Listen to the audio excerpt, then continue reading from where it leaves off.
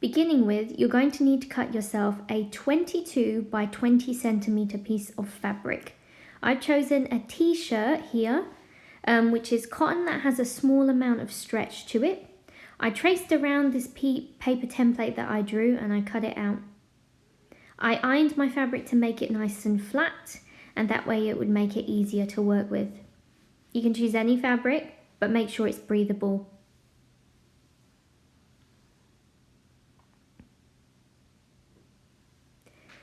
From this point, I'm going to actually create some folds in my fabric.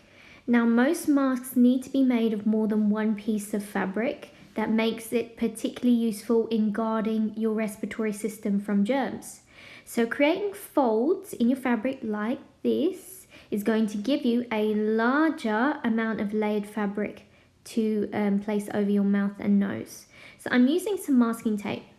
So again, I'm going to pick up my fabric, fold it forwards away from me, place it down with my hands, and then place a little bit of masking tape on it to hold it. I'm creating 3 folds in my fabric, and that also makes my fabric shrink from its previous 22 centimeters down to a more manageable, probably 16. So, let me show you that again. Fold the fabric, pinching it between your thumb and your forefinger, pushing it forwards. Use your hands to hold it down. I recommend using a little bit of masking tape to hold your fold downwards as you place the other 2 folds.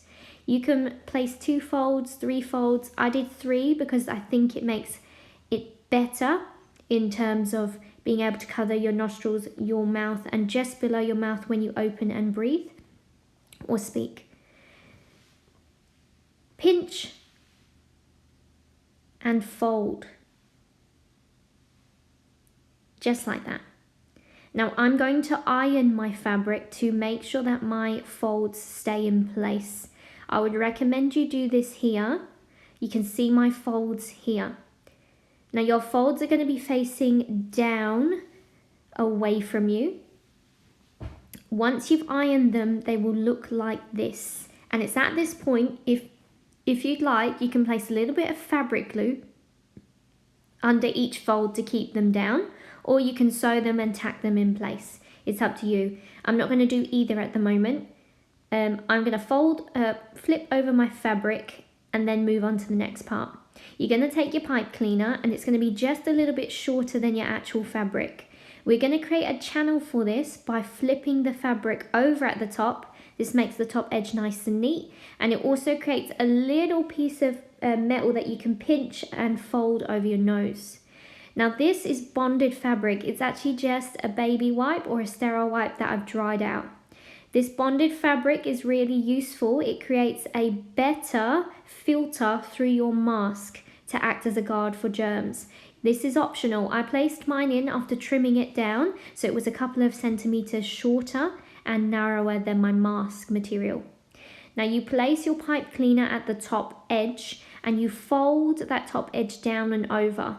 You can tack this in place using a needle and thread or fabric glue again, or you can use hemming tape or Wonder Web.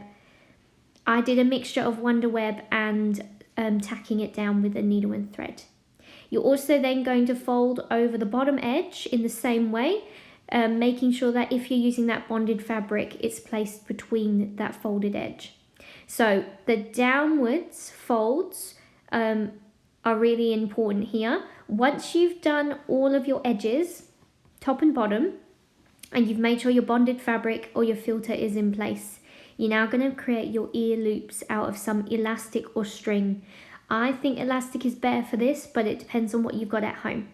So you're going to create another channel either side to fold the fabric over your elastic, tucking it in place using fabric glue again or a needle and thread. I would say cut a longer piece of string than you think that you need, because it's easier to trim it down to size rather than add more elastic. So I held the elastic between my thumb and my forefinger, and I measured right about to my elbow crease. I did 2 lengths of that, and I knew that that would be roughly enough, giving it a cut there. So I fed these through my channels, and I wonderwebbed my channels down, and then I just created 2 little knots in my elastic here to create my earpieces. This way, if your mask is too big, you can shorten the elastic at either end. If it's too short, you're going to have to remove the elastic and redo that part. So make sure your elastic is longer. You can also pull the knot to hide it underneath the channels of your mask, and that makes it a lot neater too. You're going to make sure that you tie your knots really strongly, and that's why I recommend a double knot on each side. Just like so.